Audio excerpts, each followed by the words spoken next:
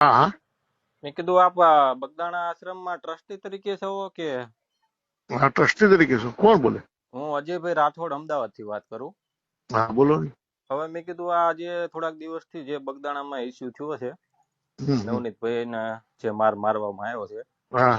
તો મેં કીધું આ રિલેટેડ બગદાણા આશ્રમ માંથી કેમ કોઈ પ્રતિક્રિયા કે કઈ આપવામાં આવતું નથી? બગદાણા આશ્રમ ભાઈ કઈ લેવા દેવા જ નથી. બારોબાર નો પ્રશ્ન છે, એમાં અમારે કઈ કઈ રીતે લેવા દેવા. બારોબાર નો પ્રશ્ન? નવનીતભાઈ શેના માટે ફોન કર્યો એમના માયાભાઈને? એમના પર્સનલ ટ્રસ્ટ હતું એ?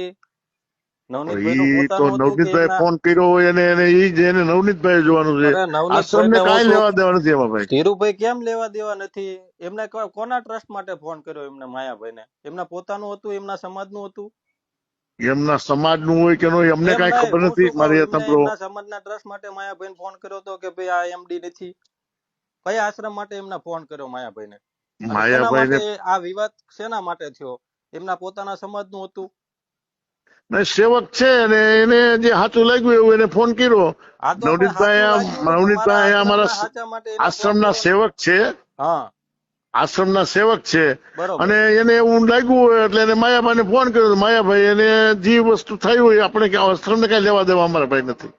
આશ્રમ ને કઈ લેવા દેવા નથી. એટલે આશ્રમમાં નહીં. ખાલી આ કોળી સમાજ ને સેવા જ કરવાની, માર ખાય ત્યારે આ કોળી કોળી સમાજ સમાજને અમારા સાંભળવાની. કોળી સમાજ અહીંયા અમારું કામ કરે છે. અહીંયા દર એટલે વખતે કામ આવે કરવા છે. જ આવે છે સાહેબ. નવનીત અમારા સમાજે ઝંડો લીધો છે કામ કરવાનો બધા આશ્રમોમાં, ના બધા ના ઝંડો મંદિરોમાં, નથી. અહીં કે સેવા કરવા જ્યાં આવે. અમે આ અમે વાસણ ધોવાન માજીદા કરવા જ અમારા સમાજે જન્મ લીધો છે ને ત્યારે સાહેબ અમારા સમાજનો છોકરો માર ખાય ને ત્યારે આ ટ્રસ્ટી આવો જવાબ આપે છે કે અમારે આશ્રમના કઈ લેવા દેવા નથી.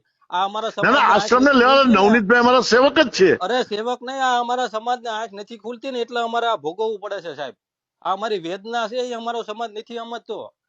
હવે બરોબર કે અમારી આજે તો માર અમે ખાવા અમે છતાં એ મીટિંગ અમે આશ્રમમાંથી એક અમારું સ્ટેટમેન્ટ ધીરુભાઈ મીટિંગમાં તમે નથી બોલાવશું ને આપ્યું. વાત એક તો તમે કરશું. એમ કહો કે અત્યારે આશ્રમને અમારે કઈ લેવા દેવા નથી, તો એ અરે અમારે આ શું, એ પ્રશ્ન અમારા કોળી લેવા દેવા સમાજમાં નથી ટ્રસ્ટ એમ. છે? અમારા પ્રશ્નને લેવા દેવા નથી. અરે પ્રશ્ન રણજીત પણ તમે મુલાકાત લેવા તો જાઓ ને હા પણ અમે હોસ્પિટલમાં, જવાના જ છીએ આજે બપોર પછી ત્યાં. અને તમે સ્ટેટમેન્ટ આપો કે અમે એમ ક્યાં કેવી છે કે તમે એમ તો કહો કે ભાઈ જે વસ્તુ હશે એનો તટસ્થ તપાસ થાય ને એને ન્યાય મળે. હવે ઈ અમે બધા નક્કી કરીને કરશું. કારણ કે એકલો હું કહી ન અરે પણ શકું ને. બધા નક્કી કરો સાહેબ. આટલા દિવસ થઈ ગયા બગદાણા તો ધામમાં આજે સાહેબ, કોઈ અમે આવ્યા નથી. ઓબીસી આજે કરતા કોઈ જો. ટ્રસ્ટી આવ્યા નથી. મારી હાથે હું એક જ છું.